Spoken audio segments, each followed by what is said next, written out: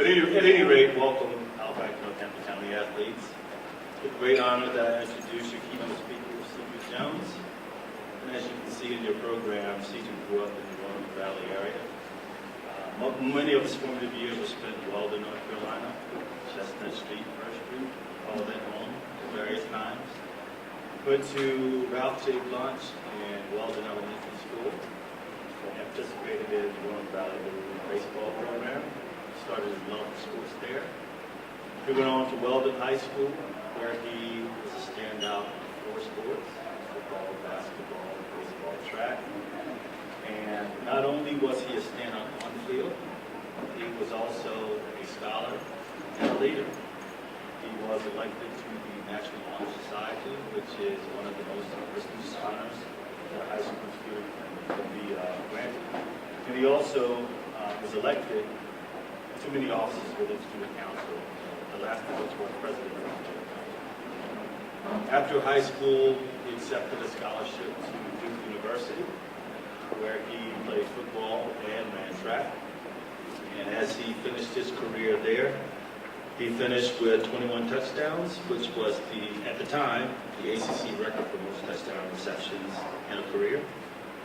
He also was elected captain of the football team, named first team All-ACC, and was also an All-American. Again, very prestigious. From there, there's more guys. So from there, he was drafted by the New England Patriots in the 3rd round. I was very happy when that happened. He spent all of his 9 seasons there. Had a very, very storied career.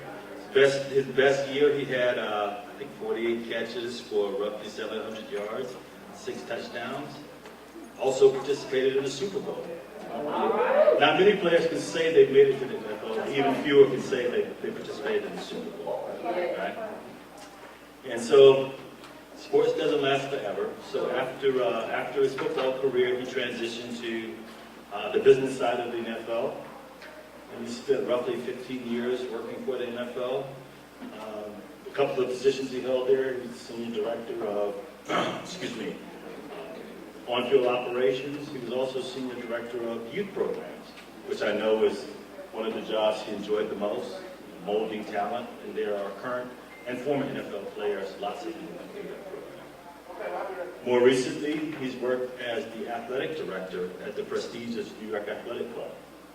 And he is actually the first African American to serve in that capacity. Now, when I say an athletic club, I'm not talking Gold's Gym here. This athletic club has 2 locations in New York City. It has a 2,000 occupant hotel suite. It's got a library. It's got dining rooms. They sponsor Olympic athletes. In its history, I think they've had 119 Olympic medals.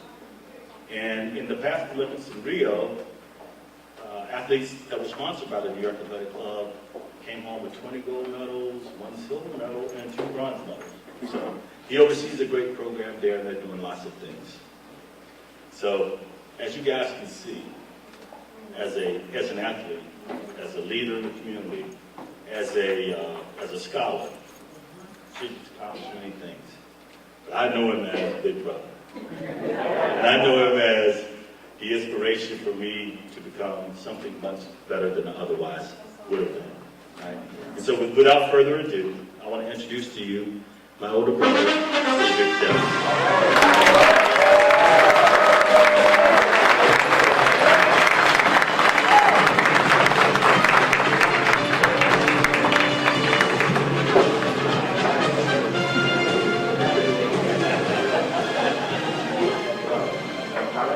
Theme music and everything. That hasn't changed in well. Thank you everyone for coming out today. Walter, thank you for that wonderful introduction. Walter read it just like my mother wrote it, so I appreciate that. I'm so proud of Walter. You know, we're 10 years apart, age difference, and when he was born, I ran down the street probably about 2 miles yelling, I got a baby brother, I got a baby brother. I was so happy. And he became a great young man, tremendous athlete, set the state record in the 100. Ran the 400, was MVP of his meet, and just it was tremendous to watch him grow up. So Walter, thank you for that introduction. I really appreciate it. Very excited to be here, and I'd be remiss if I didn't thank Victor Morrow. How about a big hand for Victor?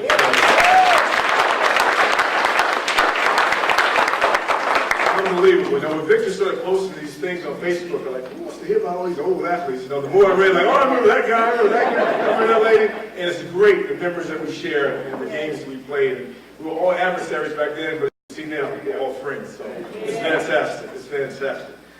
Victor, very proud of you. The book you wrote is amazing. You did a great job, and keep it going. Keep it going. There's a passage my mother used to read for me from the Bible in the 27th Psalm. Said, "The Lord is my light and my salvation. Whom shall I fear? The Lord is the strength of my life. Of whom shall I be afraid?" And that kind of has been the platform for my life. If He's guiding you, what do you have to worry about? So just go for it. Right? Just go for it. I was sitting at the table the other day with my 12-year-old son, Connor. Yes, I'm 58 with a 12-year-old son, but that's another story. So he's doing his homework, and Coach Barnes, you know a little bit about that younger son. So he's doing his homework, and we're talking, and he finished his homework. I said, Connor, you know, Dad has to speak at this Northampton County, Halifax County event this weekend. He said, okay, Dad. I said, you know, it was various topics I could speak about. I said, Connor, what do you think I should speak about? So Connor looks down, looks back up at me, and says, Dad, you should speak about 8 minutes and sit down. I said, okay, Connor, I'll try to do that tonight. There's such great memories from playing in Roto River Conference. See so many friends tonight, and just name a few. Vernon Hockaday, see him here, Elton Moody, Titus Lee, so many guys. Bay McDaniel, Brian Casino, Jimmy Copeland played with, Nolan Davis, so many, Maurice Smith, there's so many great athletes. And if I left anybody out, it's because, you know, I got hit in the head a lot. But just thank you for coming out tonight. So many great guys. Danny Ward here. I mean, it's amazing how many great athletes we had in Halifax County, Northampton County. You guys are remarkable, and you are part of my success because you pushed me. The guys who were before me, the guys after me, the guys who were with me always gave me inspiration and confidence to succeed. So I think about the schools, you know, Northwest, WS Precinct, Gaston, Weldon, Enfield, Scotland Net. Did I leave anybody out? Who?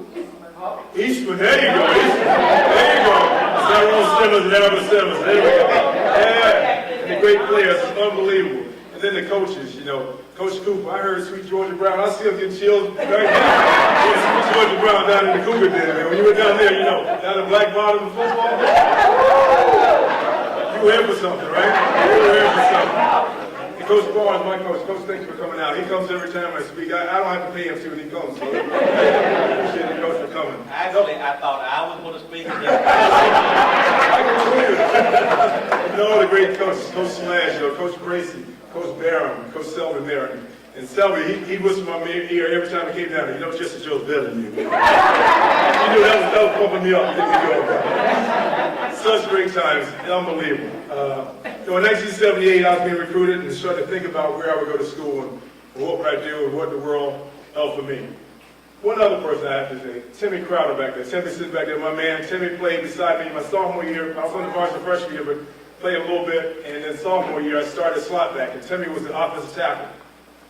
Timmy, I tell this to everybody, he didn't want me to tell this, but Timmy taught me how to hold. He was the best at holding. He showed me how to lock your courage to keep your arms in here, and to this day, I can still hold. So Timmy, thank you. So in 1978, I started to be recruited, you know, and I think of a basketball player, Coach Barnes, my father, some other people talked to me about, said, listen, at 6'1", said, you can't dominate the game in basketball to go to college. I said, they recruit you as an athlete in football. You know, I play quarterbacks, you can play wide receiver, running back, you know, defensive back, return punts and kicks. So football was the way, and Duke offered me a scholarship. So I was thinking, what does the world hold from a kid from Weldon, North Carolina? So I started seeking advice, you know, from my teachers, from community leaders, from my parents, other athletes who've gone before me. And I give you some of the advice I got. On the positive side, people said, Cedric, good luck. Said, Cedric, you'll be great. Cedric, you'll be a success. So that made me feel good. But then I got some advice on the negative side. Some people said, well, you know, Cedric, you're intelligent, but I don't know if you're that intelligent to go to school at Duke. Okay, all right, I'll take that. They said, you're athletic, but I don't know if you're athletic enough to play Division I football. I said, okay.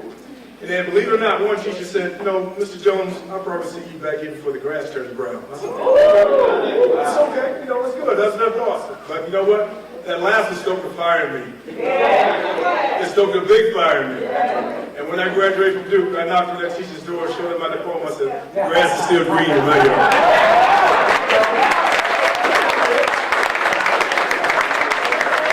Positive and negative advice. People tell me good things, people tell me bad things. But I'm here today to tell you, no matter what age you are or what phase you are in your life, don't let anybody tell you you can't do it. They don't know your dreams. They don't know what you can accomplish. They don't know who you are and what you want. So even at the age of 80, if you want to go back to college, if you want to get a master's, you do it. You do it. Don't let anybody tell you. So it's been said about man that man doesn't plan to fail, he fails to plan. So at the ripe old age of 6 years old, I set my plan. I remember it like yesterday. I'm watching Ohio State and Michigan play a game, and I turned to my mom and said, Mom, how is it that those young men get to play on television in front of 80,000 people? My mother turned to me and she said, son, there's this thing called a scholarship. I said, Mom, what's a scholarship? She said, well, son, that scholarship is if you make good grades, you play sports well, you can go to school for free. I go, wait a minute, Mom. I'm 6 years old. I can barely spell cat if you give me the C and the T. I'm going to make sure I got this right. All I have to do is make good grades, play sports, and I can go to college for free. She said, yes, son, that's what a scholarship is. And I turned to her at 6 years old and said, Mom, I'm going to get one of those scholarships. And she gave me that mama smile. You guys know that smile? She said, sure, son, I'm sure you will. That was my dream. That was my goal. But for me, having a dream without goals, it's just a wish. So when I start writing down my goals, every year I write down my goals for my work now. When I work at the New York Athletic Club, I wrote down 5 goals when I went to Duke. I wrote down 5 goals when I went to pros. And every year, I write my goals down. And when I was a senior at Duke, I looked back at that list and kind of put it away in the closet. And when I got to be a senior, I'd accomplished all those goals except for one. I won't share those with you, but I thought I did okay, thinking those goals. People ask me all the time, said, listen, from a small town like Weldon, and when we moved to Weldon, we moved in the 70s, and Weldon had a light, but it was a blinking light. It wasn't the edge of the earth, Weldon. People think it is when they hear from Weldon. I said, no, but I said there was a sign at Weldon's the edge of the earth 400 miles that way, but that's not true. Weldon was a great community, great people, great things to do. And we had an airport, and I said, but, planes didn't land on the airport, mosquitoes did. So it was interesting, but some of the best people I ever met, so grateful, took my family and I in, and I couldn't have been raised in a better place. So thank you all you, my Weldon people out there. I'd like to share with you some lessons I learned, and for me, good parenting, good advice from leaders, community leaders, helped me succeed. But when you talk about success, what is success? How do you measure success? To me, success is not playing in the National Football League, playing in the NBA, or becoming a great doctor. To me, success is what type of man or woman you become. What type of character do you have? Do you respect your fellow man? Right? And what kind of family do you raise? To me, that's success. And in that aspect, when I look at all you out there, we all are successful. So I'd like to share with you 4 quick lessons that I learned on my journey. Maybe to help you, maybe help your kids or grandkids. But these lessons were very instrumental in my life and still are. The first lesson is from my grandmother, and her name was Cedric Jones. She passed when she was 91 years old. And she used to always tell us, we go spend summers down in Currituck County where my parents are from. And I don't know how my brother and I and my sister made it, but she was always afraid of everything. She'd say, boy, don't breathe because you may get germs. Boy, don't go swimming because you may drown. Boy, don't climb the tree because you may fall and break your neck. I don't know how my father grew up like that. She's a sweet lady. And I was the oldest grandchild, so she spoiled me to death. So if she cooked turkey and I didn't want turkey, I go, Grandma, I don't want chicken, she would make a whole meal for me. So I thank her. Her lesson for me is she always called me a boy. She said, boy, and I think she thought boy was my name. She said, boy, in life you need to get something in your head. She meant an education. Right. She knew that knowledge was power. Right. And she said, sports are great. She said, you'll do good things in sports. She said, but get something in your head. She said, when you're an adult, people will forget how many records you made, how many touchdowns you scored, how many baskets you shot, how many home runs you hit. She said, they may even forget your name. But she said, once you get that education, that's something people can't take from you. Yes. She said, every time you open your mouth, people will know if you're educated or not. So her lesson was get an education because she knew that knowledge was power. The second lesson is from my grandfather, Reverend Walter Jones Sr., a big, robust man, 6'1", 195 in high school, had scholarships in basketball, other cities, states, other places. but stayed and worked on the farm and had a big, robust voice. At 93 years old, in his pastoral retirement, he passed him the microphone and goes, "I don't need the microphone." You ain't going there to be your bad self. But my grandfather would come home every day. He got up at 5 o'clock in the morning, would go to work at 6 and come home at 6 p.m. Dirty as all get out. I'm like, "Granddaddy, why are you so dirty every day you come home?" I was probably 7, 8 years old. He looked at me and said, "Son, if you don't work, you don't eat." And I like to eat, so I always work. So that was his lesson for me. The third lesson is from my mother, Roxy Jones. My mother taught me about compassion, about self-esteem. She taught me how to love. She taught me how to be kind. She taught me how to persevere and respect others. And she always taught me, besides the 27th Psalm, she taught me, if God is for you, what can man do unto you? So her lesson for me was, Cedric, there's 6 inches between a pat on the back and a kick in the butt. Come on. Right? Come on. 6 inches, Come on. pat in the back, a kick in the butt. All right? That means some people are going to build you up, some people are going to knock you down, right? There you go. But her lesson was, be proud of what you accomplished, but be humble. And I think my family and I have tried to live by that. The last lesson was the lesson my father taught me. Mr. Jones, like you know him, he taught at Weldon High School. He taught for over 40 years, but not here in Weldon and other places as well. He's a high school official, refereed every day. He's a very frugal man. You know, that's another word for cheap, right? So, my father, you know, when Walter knows this, when he asked him for some money, he turned his back so he couldn't see what he had in his wallet. Slowly give you that dollar. I think he still got the first dollar ever made, but you can't tell what president's on that dollar. But my father taught me about pride. He taught me about dignity. He taught me about self-respect. And most importantly, he taught me how to be a man and how to be a father. His lesson for me was, you don't get something for nothing. Right. And he told me to live my life so that I don't look down on anyone and no one looks down on me. Amen. So my father, I came home from Duke after my freshman year. My father's a self-made man, and he's under the car changing his oil. I said, "Man, why don't you take the Jiffy Lube?" No, I'll do it myself. I'll save some money. My father would drive from Weldon to Littleton. You know, the gas would be 5 cents cheaper. He couldn't comprehend that driving to Littleton and saving that 5 cents, he burn up the gas and save it. He couldn't comprehend that. So anyway, he's under his car. He's changing the oil.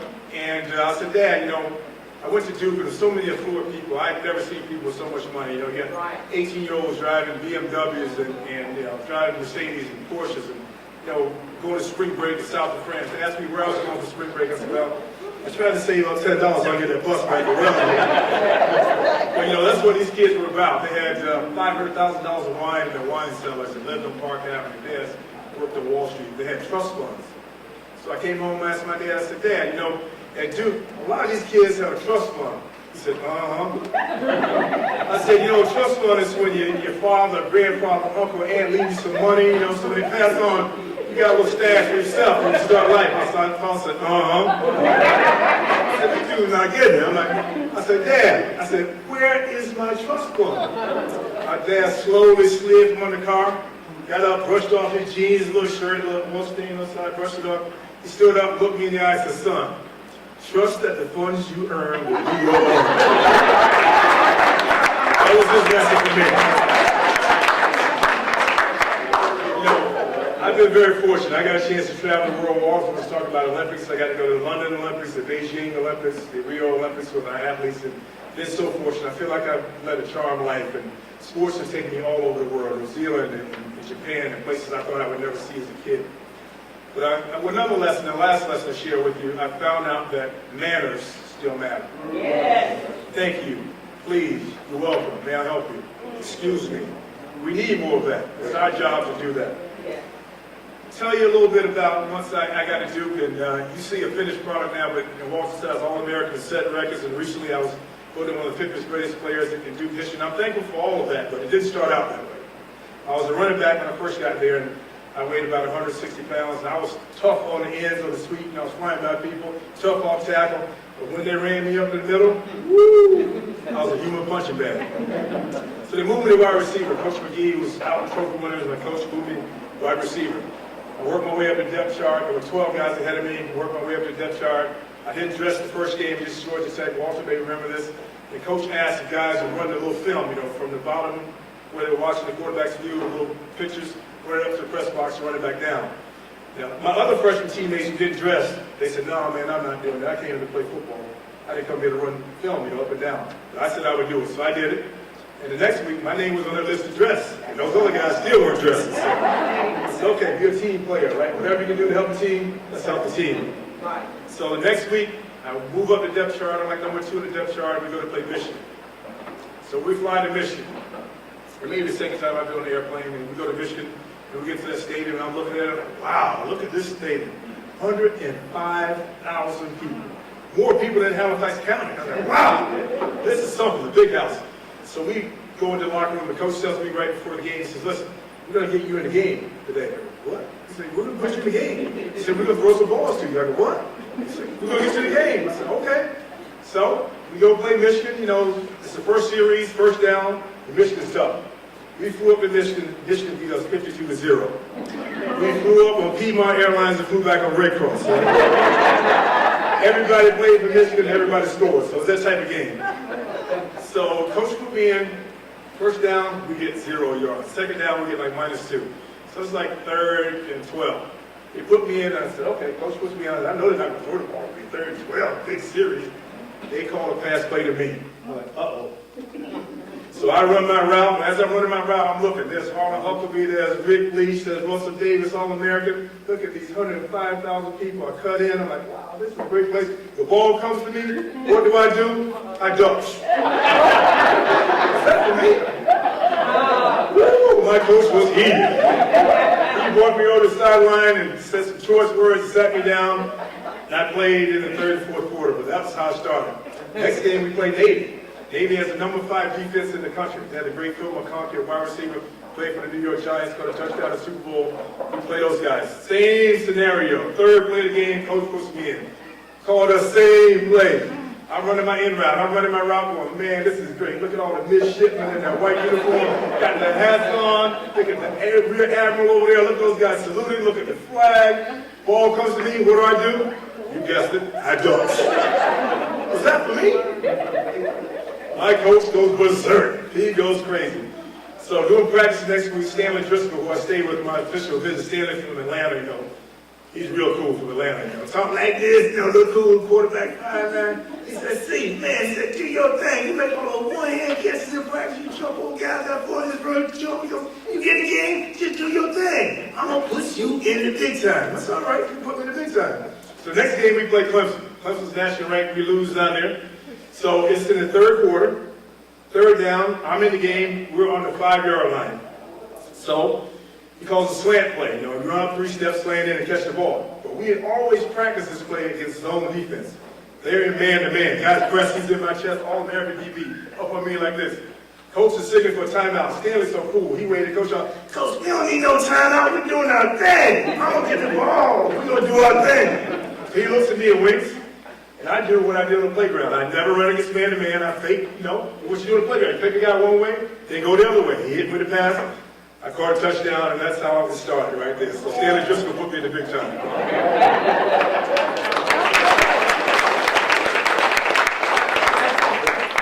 So I remember also going to parties. In high school, I didn't drink, I didn't do drugs. Drugs wasn't my thing, never was. You know, I thought the body was a temple. Now that we're older, the body's more like a shack, but I thought it was a temple back then. And I'm at this party, and everybody in the apartment, you know, everybody's dancing out front, and everybody's going back in the back bedroom. And when it came out, I noticed the eyes a little different, a little slurred speech, and everybody's acting a little loopy. I'm wondering, what was going on in that back room? So I keep dancing, you know, seeing everybody, go back there, come back. So finally this girl comes out. Everybody after college called me CJ, because they didn't figure out if it was Cedric or Cedric, the secret. So I said, we're just going to call you CJ. So the girl said, CJ, you want to go back in that back room? And, you know, I'm weary. I'm like, people come out looking kind of funny. I said, well, what are they doing in that back room? She said, well, they're doing this drug. I said, well, what's the cost? She said, it's speed. She said, you want to go do some speed? I go, no, girl, I'm fast enough. Just say no. Just say no. So when I was a Duke, I kept a quote on my dresser from Napoleon Hill. That quote says, whatever the mind of man can conceive and believe, he can achieve. Yeah. And I believe that. So that helped me through Duke. And there were challenges. Academically, there were a lot of academic challenges. I did 2 in my first year, keep up with the kids up in the prep school. But once I learned it, I got it. And I was ready to go. And I was relentless in trying to be successful because I didn't want to let the people down in this area who believed in me. And my coach, every day doing 3-day practice, Walter remembers this guy, Coach Kim. He'd sing the stupid song, Star Wars, kicking in, Star Wars. Like, what does that mean? I had no idea. And he grew up by me because he recruited me and went out on a limb and got me a scholarship. He said, listen, he said, you better catch balls because if you don't, you're going to be in the First Baptist Church of Wells selling flowers. And he motivated me. I was feared. I was letting people down. And I didn't want to sell flowers on the church step. But it was a great time. I remember playing Clemson down in Death Valley. We beat them when they were nationally ranked. They were supposed to go to Gator Bowl that year. And by halftime, we were up and we sent the Gator Bowl reps out. My roommate, Dennis Tabor from Bond, had 2 interceptions. He was the Sports Illustrated Player of the Week, and we beat them down at 34-14. Remember beating Virginia, 28-26. They were up 26-14. I ended up catching 2 touchdowns. Coach Spurrier wrote in his book, said, Cedric Jones saved my job because our AD had gone to Virginia. They were on fire staff when we lost that game. So it's some great memories from Duke and a great place. And my senior year, we started off 2-9, 2-8-1, lost a lot of games, more than we ever lost at Weldon, right? Right, guys? Well, we won. And my senior year, we had a winning season. We were 6-5, the first time Duke had a winning season in 17 years. But great time there. And then, after Duke, I go on to New England. And when I got drafted by the Patriots, the draft wasn't like it is now, not this big thing. My parents, what did you guys go to watch it, Walter? Curtis Mathis. Curtis Mathis in Rocky Mountain. They were standing there watching the draft on little TV because we didn't have cable here in Road Rapids. We couldn't get it. And I got a phone call from a buddy of mine who was from New Jersey. He said, the Patriots just drafted you in the 3rd round. And then I said, Patriots, New England? I'm like, where the heck is New England?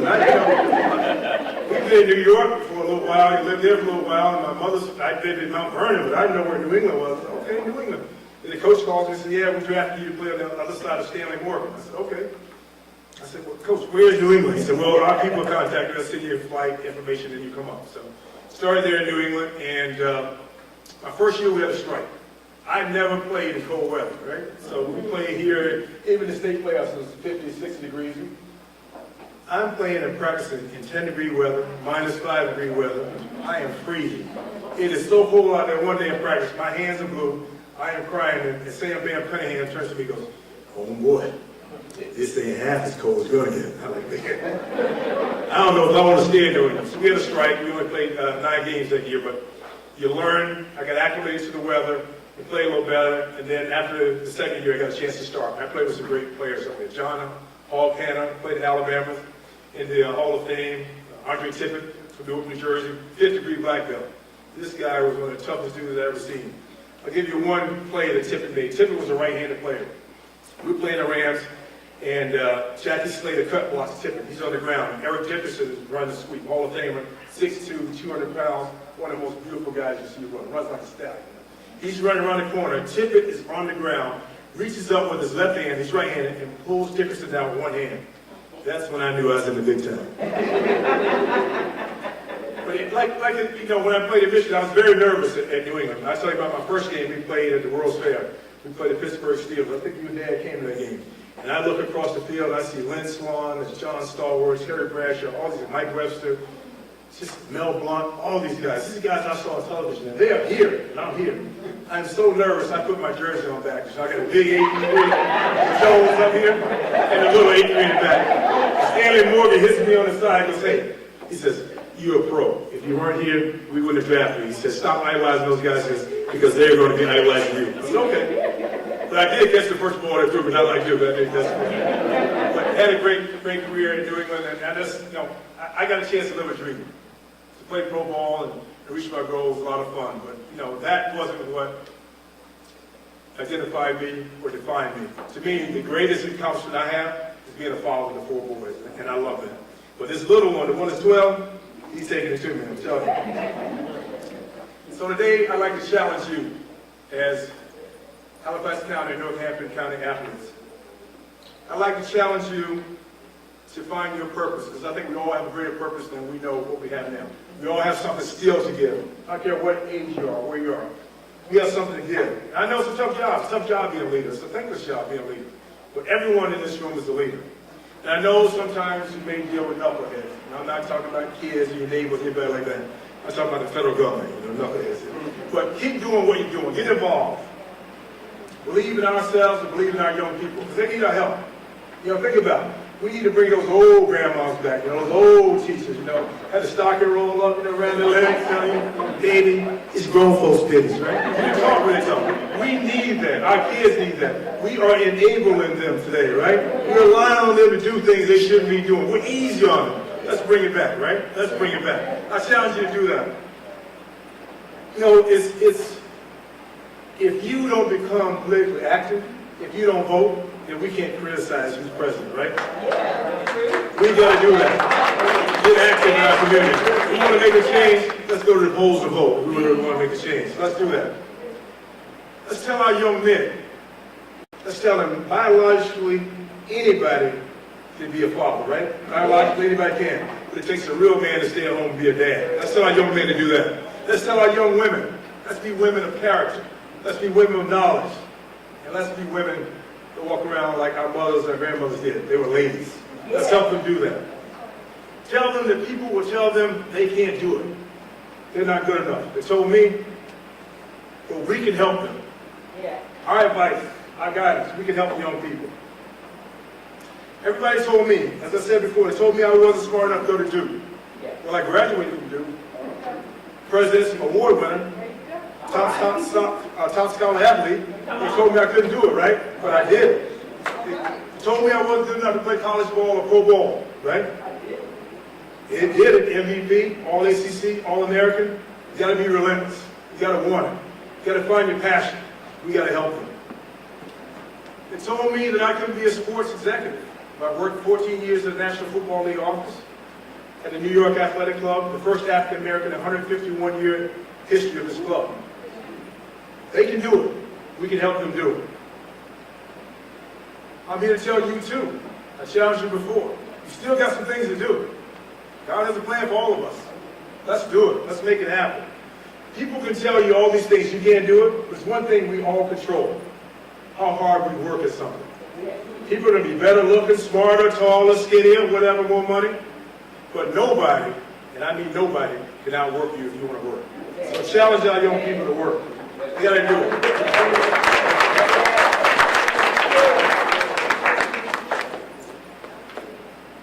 Let's be kind to one another.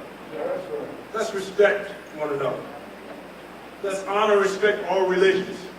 Let's honor and respect everybody's sexual orientation. We are people. It's not our job to judge. On Judgment Day, God will sort that out, right? But let's be respectful of everybody. There's a brass ring out there for all our young people to grab. Encourage them to take it.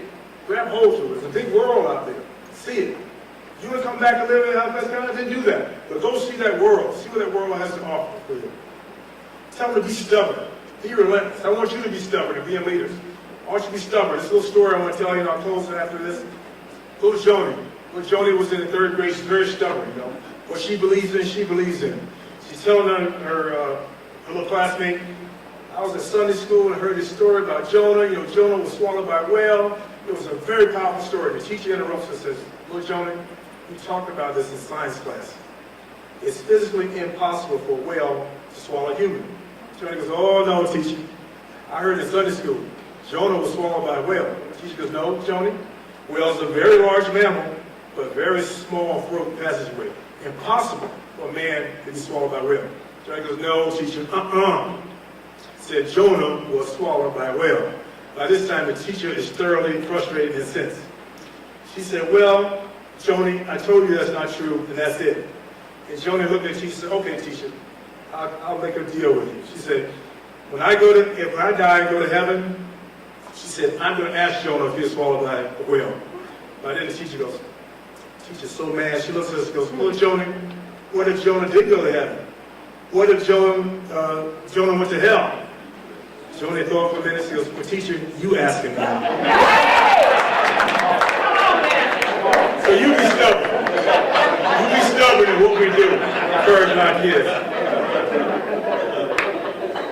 I thank you for coming out today. I thank you for giving me the opportunity to talk to you and share some moments, some funny stories. I love growing up in Weldon, being part of Halifax County, and being part of you. And as I said before, you are part of my success. Each of you challenged me, you pushed me, gave me congratulatory words. You see me running on Park Avenue years ago, down up on Old Farm Road. You beat your horn and waves to keep going. And I thank you for that. That was music already? But in closing, I'd like to leave you some words of wisdom. These are words of wisdom my father always gives to my mother just before she goes to the beauty shop every time. And those words are, good luck to you. Thank you very much.